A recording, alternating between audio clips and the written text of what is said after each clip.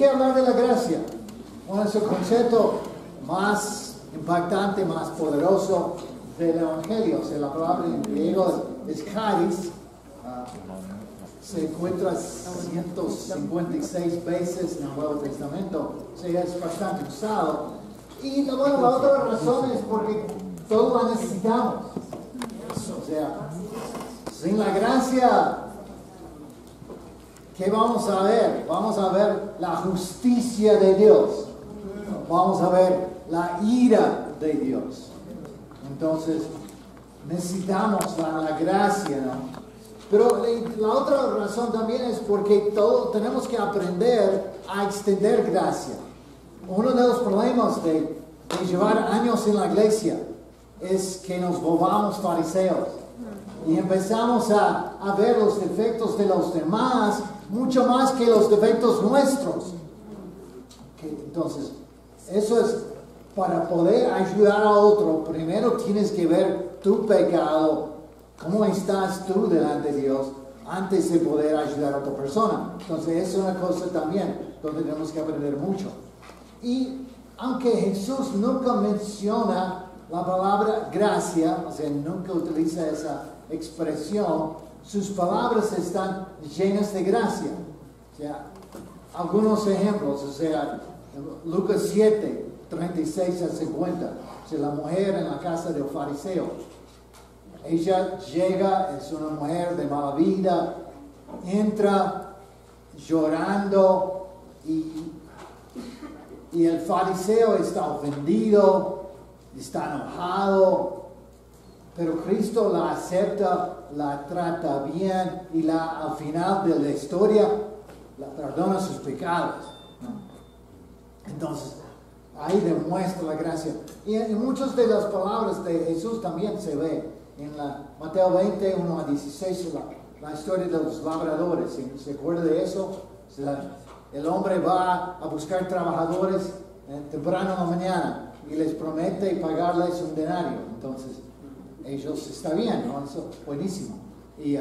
Entonces, pero a mediodía él vuelve a buscar más trabajadores.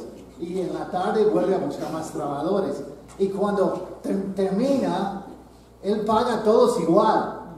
Y claro, los que estuvieron de la mañana, que él había prometido el denario, él dice, ¿por qué están ustedes enojados? Sí, es mi dinero, yo puedo hacer con el dinero lo que quiero. O sea, si yo quiero dar a los que trabajaron solamente una hora el mismo suelo, es cosa mía, ustedes no tienen nada que ver. O sea, es una historia, quizás no lo vemos así, pero es una historia de gracia.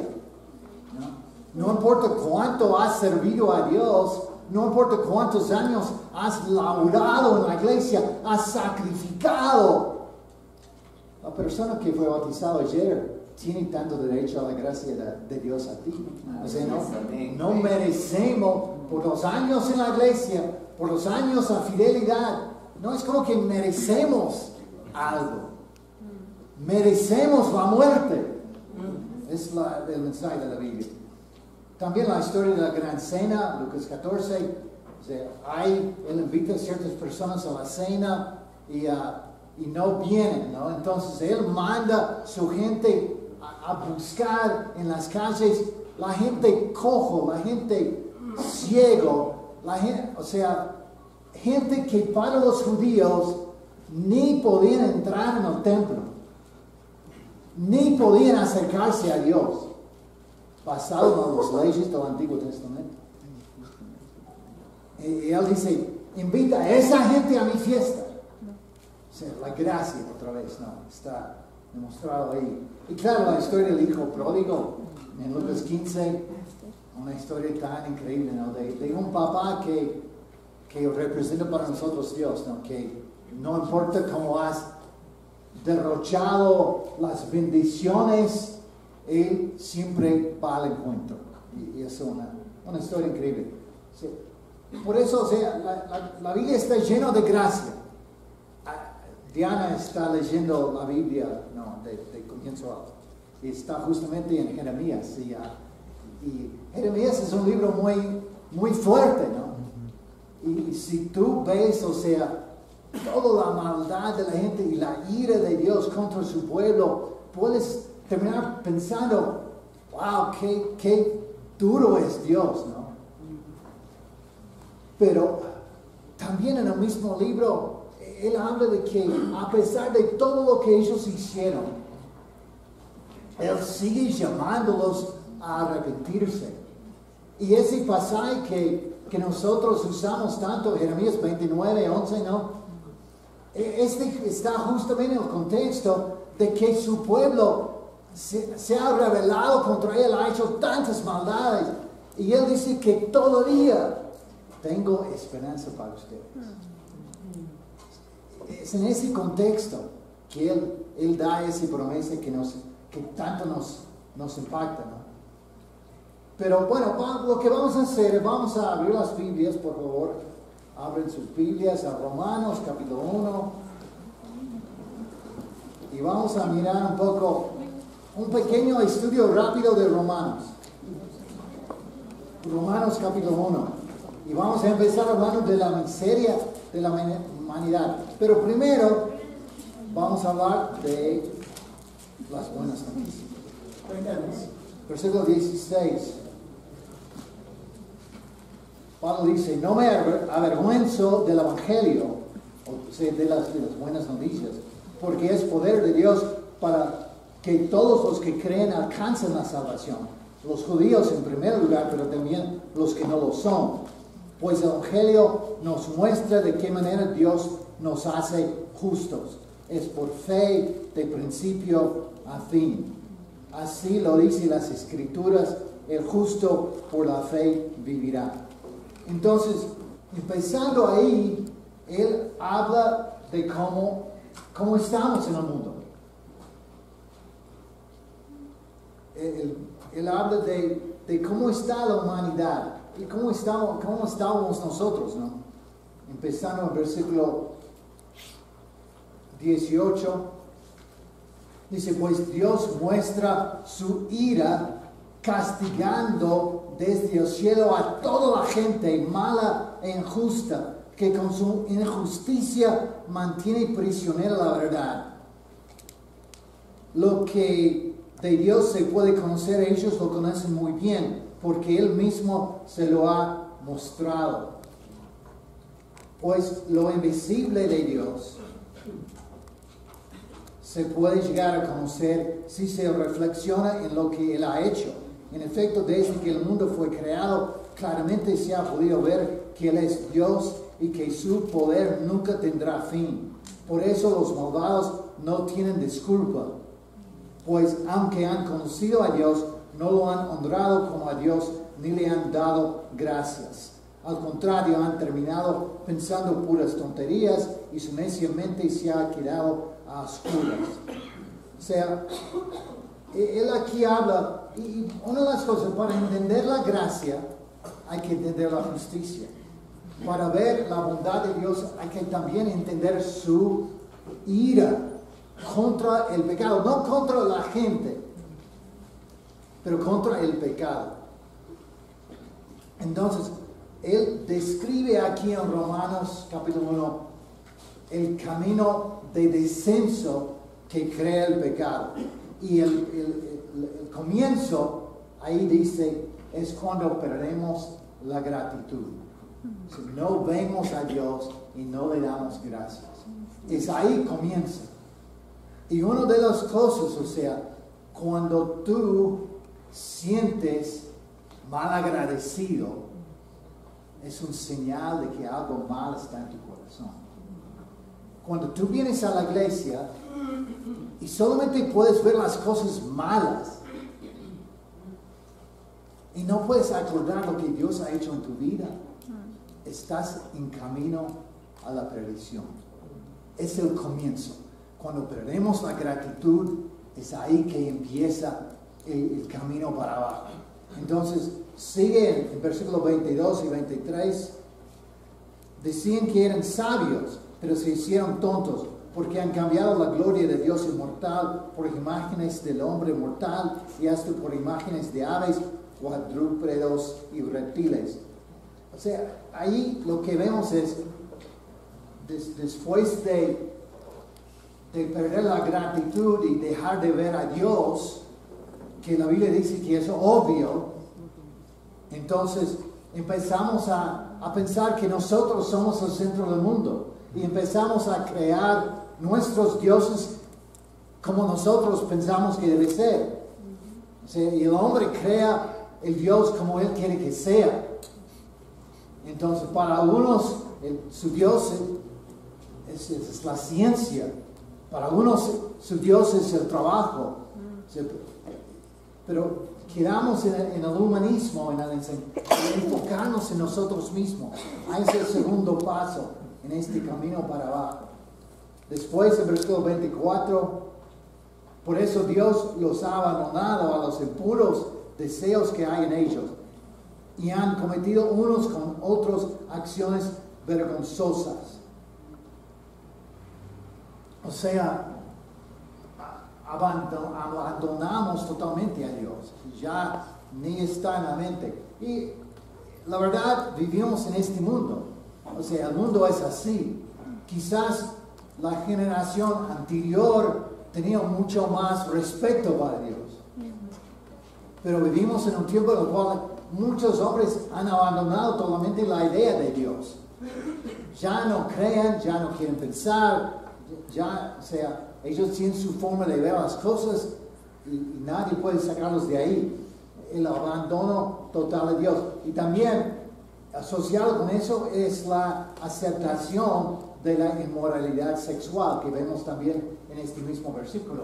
Que cuando abandonamos a la gratitud, a ver a Dios, terminamos viviendo como queramos, viviendo a nuestro gusto. Entonces, aceptamos cualquier cosa sexual como algo bueno. Claro, es bueno, pero solamente en el contexto en el cual Dios lo puso. Y después de eso viene la perversión sexual, en versículos 26 y 27. Por eso Dios los ha abandonado a pasiones vergonzosas. Hasta sus mujeres han cambiado las relaciones naturales por las que van contra la naturaleza. De la misma manera, los hombres han dejado sus relaciones naturales con la mujer y arden en malos deseos los unos por los otros. Hombres con hombres cometen acciones vergonzosas y sufren en su propio cuerpo el castigo merecido por su perversión. O sea, lo que la Biblia llama pervertido, el mundo dice que es normal. O sea, vivimos en un mundo donde ya la perversión, o sea, el homosexualismo es normal. Y si tú te pones en contra, tú eres una persona con una mente muy pequeña, con un pensar muy equivocado. O sea, vivimos en un mundo donde acepta todo menos la gente que tiene convicciones contra lo que ellos creen. Entonces, eso es el mundo en el cual vivimos.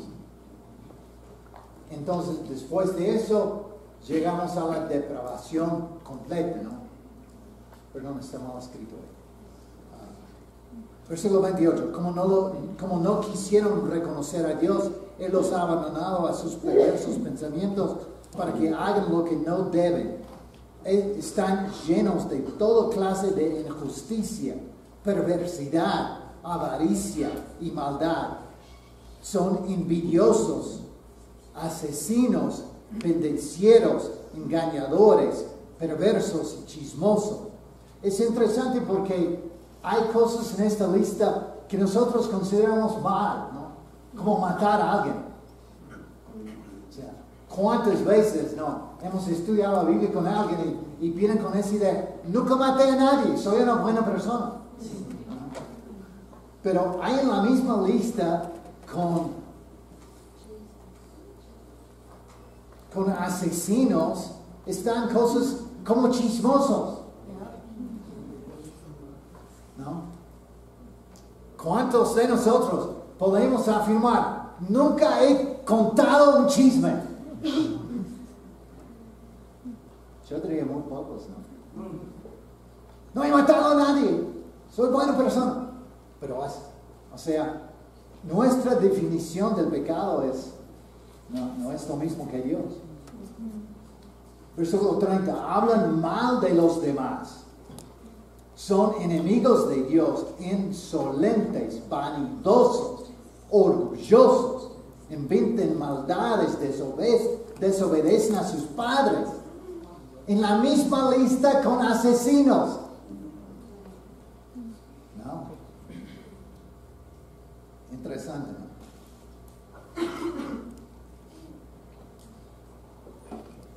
No quieren entender, no cumplen su palabra.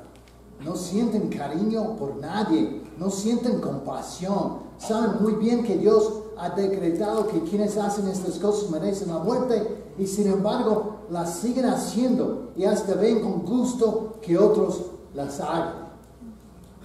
Entonces llegamos al fin del capítulo y el mensaje es bien claro. O sea, la gente del mundo es pecadora. La gente del mundo está perdida. Pero la historia no termina ahí. Él sigue en capítulo 2, versículo 1 a 6. Por eso tienes disculpa. Por eso no tienes disculpa. Tú que juzgas a otros, no importa quién seas, al juzgar a otros te condenas a ti mismo, pues haces precisamente lo mismo que hacen ellos. Pero sabemos que Dios juzga conforme a la verdad cuando condena a los que así se portan. En cuanto a ti que juzgas a otros y haces lo mismo que ellos, no creas que vas a escapar de la condenación de Dios. Tú desprecias la inagotable bondad, tolerancia y paciencia de Dios, sin darte cuenta de que es precisamente su bondad la que te está llevando a convertirte a Él. Pero tú, como estás terco y no has querido volverte a Dios, estás amontonando castigo sobre ti mismo para el día del castigo, cuando Dios se manifestará para dictar su justa sentencia y pagar a cada uno conforme a lo que haya hecho. Hasta ahí. O sea, Él ahora cambia, empieza hablando de la gente del mundo. Y empieza a hablar con la gente religiosa, con la gente como nosotros. En este caso, los judíos, ¿no? Pero eso se aplica a nosotros. Entonces, ¿cuáles son las características de la gente religiosa? Versículo 17, él sigue hablando. Versículo 17 de Romanos 2. Tú te llamas judío, o podríamos poner nosotros ahí. Tú te llamas cristiano. Tú te llamas discípulo. Confías en la ley de Moisés. Estás orgulloso de tu Dios. Conoces su voluntad y la ley te enseña a escoger lo mejor. O sea, ¿qué ves ahí? Hay un orgullo religioso. Yo soy alguien. Yo voy a la iglesia. Yo he sacrificado tantas cosas. Yo conozco su palabra. Yo estudio la Biblia. Yo ayudo a otros. Bueno, eso ya en versículos 19 a 20. Estás convencido de que puedes guiar a los ciegos y alumbrar a los que anden en la oscuridad. De que puedes instruir a los ignorantes y orientar a los sencillos. Ya que en la ley tienes la regla de conocimiento de la verdad. Entonces, podemos hasta reconocer la misión, ¿no?, que Dios nos ha dado. Podemos estar enfocados en ayudar a otros, enseñar a otros. Pero el problema, ¿no?, de la cual él habla es la hipocresía. En versículos 21 a 24, pues bien, si enseñas a otros, ¿por qué no te enseñas a ti mismo? Si predicas que no se debe robar, ¿por qué robas? Si dices que no se debe cometer adulterio, ¿por qué lo cometas? Si odias a los ídolos, ¿por qué robas las riquezas de sus templos? Te glorias Te glorias de la ley, pero deshonras a Dios porque la desobedeces. Con razón dice la Escritura, los paganos ofenden a Dios por culpa de ustedes. Entonces, el mensaje aquí, ¿no? El mensaje es, la gente religiosa también es pecadora. También es, sin la gracia de Dios está perdido. Entonces, como dice Mafalda, estamos todos fritos. Romanos 3:23, ¿no? El versículo, todos han pecado y están lejos de la presencia gloriosa de Dios. No importa tu sacrificio, no importa tus años en la fe, no importa lo que has hecho, no ganas nada, no mereces nada. Es por gracia, es por la bondad de Dios que Él nos salva. Todos han pecado, están lejos de la presencia gloriosa de Dios. Versículos 24 a 25, pero son justificados gratuitamente por su gracia, mediante la redención que proveyó Cristo Jesús, a quien Dios puso como sacrificio de expiación por medio de la fe en su sangre. Esto lo hizo Dios para manifestar su justicia, pues en su paciencia ha pasado por alto los pecados pasados. Gracias. Y claro, o sea, lo que Pablo nos muestra aquí es para entender la gracia, tienes que entender dónde estamos. Tienes que entender el pecado y cómo eso nos ataca y cómo eso nos lleva para abajo. Si no entiendes eso, ¿cómo vas a entender la gracia? Que estamos todos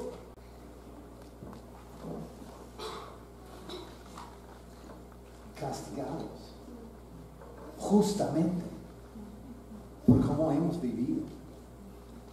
Es solamente por gracia que estamos aquí.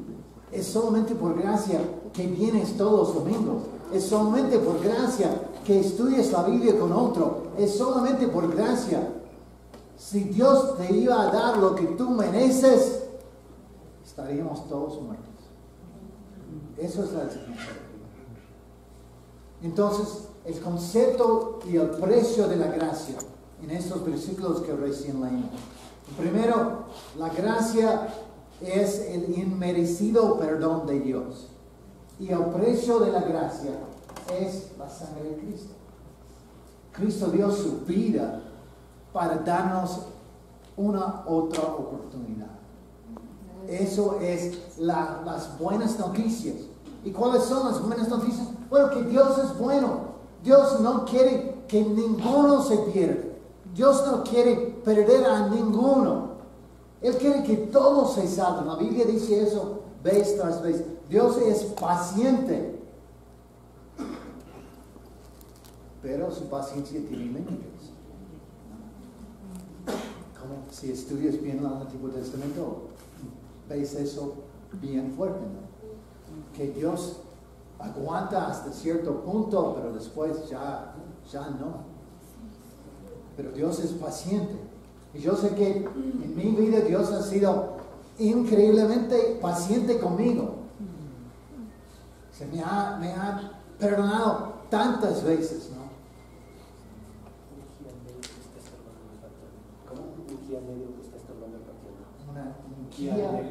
Un Kia negro está estorbando en el parqueadero. Si alguien puede mover su auto.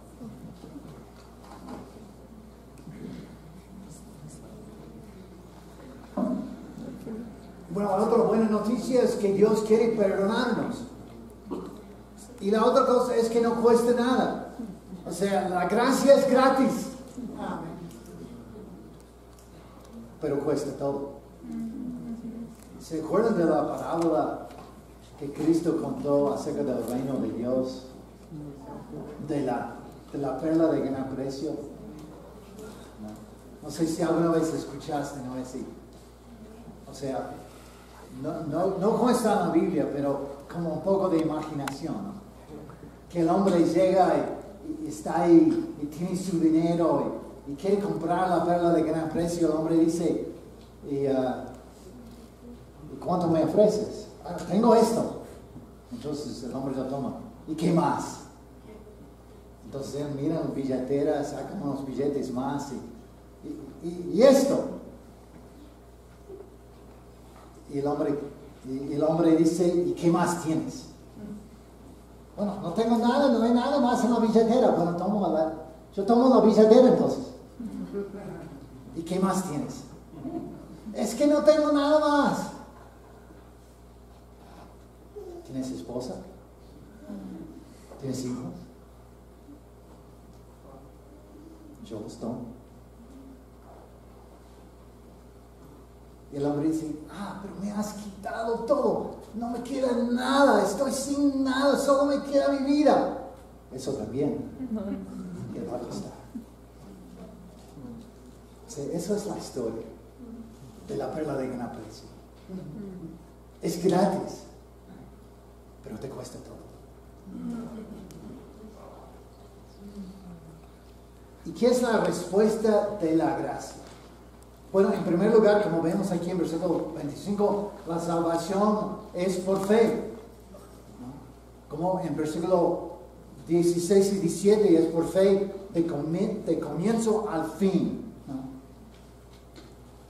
Y entonces él empieza hablando aquí en capítulo 3, hablando de la fe. En capítulo 4, él da el ejemplo de Abraham. Y como Abraham era un gran ejemplo de la fe, y sigue con este tema hasta el fin del capítulo 5. Después, a este punto, él dice, esta vida nueva se alcanza por fe en el bautismo. Capítulo 6, versículo 3 a 10, perdón.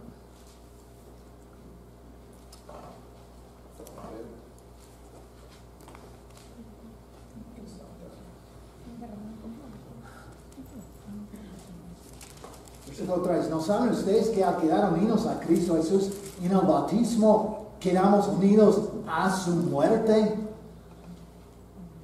¿Cómo es que Cristo nos salvó? Muriendo en la cruz, ¿no? Él nos salva con su muerte.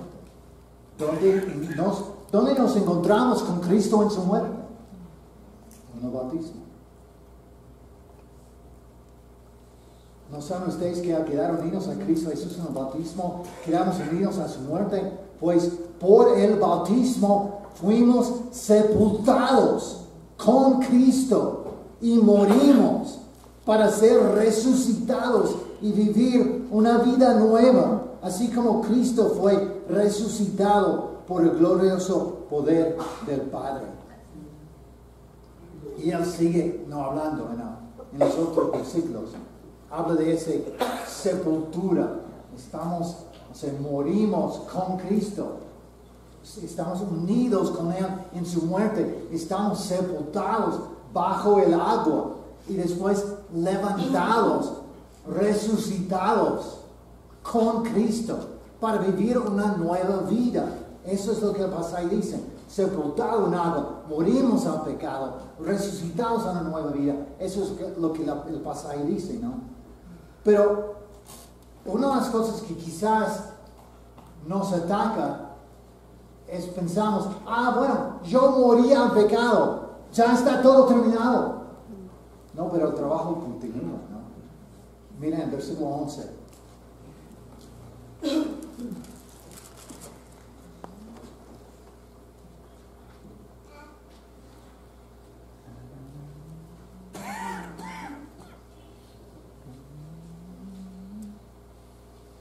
Versículo 11. Así también ustedes considérense muertos respecto al pecado. O sea, tienes que considerarte, ¿no? Eso es después de morir al pecado. Tienes que seguir trabajando, considerándote muerto al pecado. No es algo automático. Pero vivos para Dios en unión con Cristo Jesús. Por lo tanto, no dejen ustedes que el pecado siga dominando en su cuerpo mortal y que los siga obligando a obedecer los deseos del cuerpo. No entreguen su cuerpo al pecado como instrumentos para hacer lo malo. Al contrario, entréguense a Dios como personas que han muerto, han vuelto a vivir y entréguenle su cuerpo como instrumento para hacer lo que es justo ante Él. O sea, el trabajo sigue diariamente. Tienes que seguir muriendo al pecado, considerándote muerte al pecado, no entregando tu cuerpo a hacer malas cosas, entregando tu cuerpo a hacer lo que Dios quiere. Es un trabajo diario. Eso es la vida cristiana. Por gracia podemos entrar, por gracia podemos ser salvados y por gracia podemos vivir esa vida. Pero es un trabajo que sigue, no es algo que, bueno, estoy bautizado, ya listo, no tengo que hacer nada más. No es así. No es así para nada. Pero la otra cosa es cómo reaccionamos ante esta gracia de Cristo. Y quiero sacar algunas ideas aquí, como personalidades, ¿no? Y cómo reaccionamos diferente a la gracia de Dios. Por ejemplo, el legalista. El legalista, en primer lugar, no quiere ver su pecado. Yo soy buena persona. ¿No? Yo nunca maté a nadie. O sea, tiene la lista de leyes que él nunca ha hecho. ¿No? Nunca hice eso, nunca hice el otro. Yo nunca hice eso. Y yo hago esto y hago el otro. O sea, eso es el legalista. Él tiene sus listas de cosas que él no hace y las cosas que él hace. Entonces, él no acepta el perdón. El legalista no ve su necesidad, ¿no? El segundo es el depresivo, ¿no? Su actitud pesimista lo hunde más en el pecado. O sea, pequé, ay, soy una mala persona, soy horrible, soy terrible. Y en vez de arrepentirse y aceptar la gracia, se va más y más y más para abajo. El orgulloso.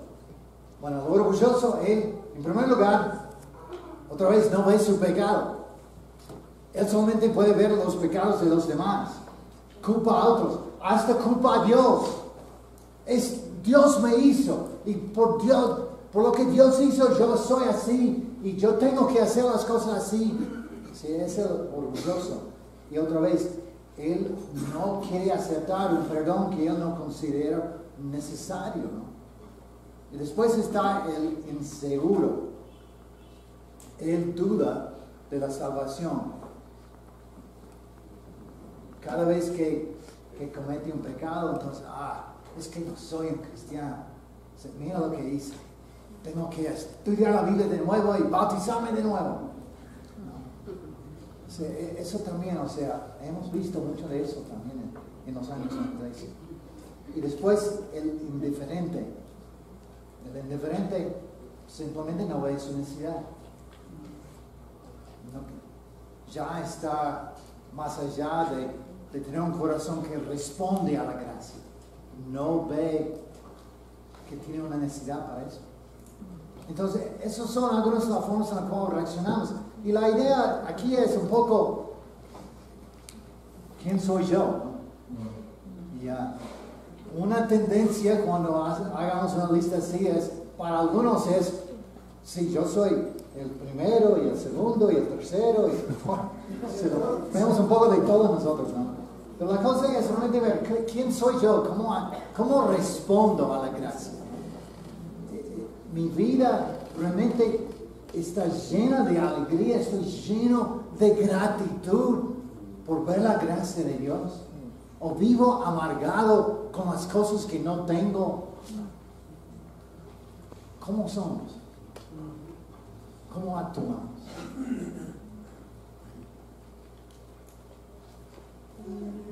Y bueno, la última cosa que quería mencionar acerca de la gracia es que también es posible abusar de la gracia. Como vemos aquí en Judas, versículo 4, pues por medio de engaños se han infiltrado entre ustedes algunos malvados. Estos que desde antes habían sido destinados a la condenación, convierten la gracia de nuestro Dios en libertinaje y nieguen a Jesucristo, nuestro único soberano y Señor. O sea, es posible abusar de la gracia. Es posible de, bueno, Dios es tan bondadoso que yo puedo seguir pecando y no pasa nada. Yo puedo tener relaciones sexuales con mi novia y no pasa nada. Yo puedo vivir con ella antes de casarme y no pasa nada. Dios me perdona. Él es un Dios bondadoso. Él es un Dios lleno de gracia. Él me va a perdonar todo. Y puede ser cierto. Pero tienes que arrepentirte. Tienes que tener la fe necesaria para responder a esta gracia. No podemos trastornar, cambiar la gracia en una excusa para seguir pecando. Eso no es lo que la Biblia dice. Y eso es justamente mucho del argumento de Pablo en Romanos. O sea, que la gente decía, pero tu mensaje de gracia va a dar una excusa para toda la gente. No van a hacer nada bien entonces. No, o sea, si tu vida está llena de gratitud, vas a hacer las cosas bien. Si ves la gracia y la tomas como es un regalo increíble de Dios, eso va a llenar tu vida cada día. Vamos a levantarnos lleno de agradecimiento a Dios. Y te cuento, a veces no me levanto así. A veces me levanto triste, o amargado, o enojado, y tengo que ir y orar, ¿no? Y poner mi corazón donde debe estar. O sea, de ver la gracia de Dios en mi vida, de acordarme de todas las cosas que Él ha hecho por mí. A veces es una lucha. A veces sí me despierto, wow, qué increíble es Dios conmigo. Y otros días no. O sea, la cosa es, tienes que luchar con tu temperamento. Tienes que luchar con tu corazón. Con Dios. No es cuestión de venir a la iglesia. Es cuestión de cada día enfrentarse con Dios y terminar ese tiempo lleno de gracia por lo que Dios ha hecho, por lo que Él ofrece, por lo que Él quiere hacer por nosotros. Es una lucha, sí. Y es una batalla que cada uno de nosotros tenemos que pelear cada día, de salir de la casa lleno de gratitud. Eso es lo que nos va a transformar para que seamos más y más como Cristo. Muchas gracias, hermanos. Vamos a reunirnos en nuestras charlas.